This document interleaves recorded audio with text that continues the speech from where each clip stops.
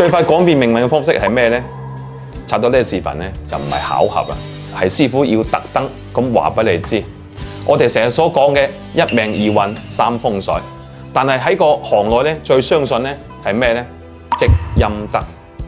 陰德咧其實咧就唔係叫你捐大錢做大事，最好咧係做咗都冇人知，偷偷咁種落呢啲咁嘅福報。譬如話咧人哋有困難，你去偷偷地去幫咗佢，唔需要留名。陰德咧係其實咧不留名嘅善意咧係比大張旗鼓咁去幫人咧係會好10倍嘅。譬如你去寺廟捐錢啦，千祈咧就唔好寫喺個功德碑嗰度，上面刻住你個名嗰種。呢種咧係靠咩？靠回報嘅。本身有10萬嘅功德，可能會剩翻1萬嘅啫。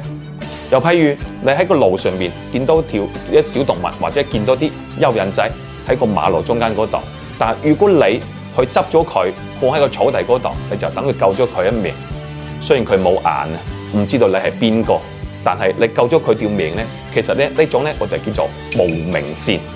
老天咧係會記住嘅，有個簿去 mark 低你所做嘅善事。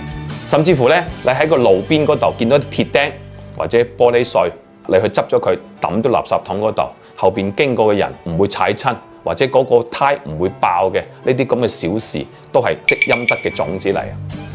嗱，師傅同你講嘅真心話，陰德嘅功效咧有10倍、100倍同埋1000倍。你每日出門嘅時候，有機會就去做下啦。記住，不以小善而不為，不以惡小而為之。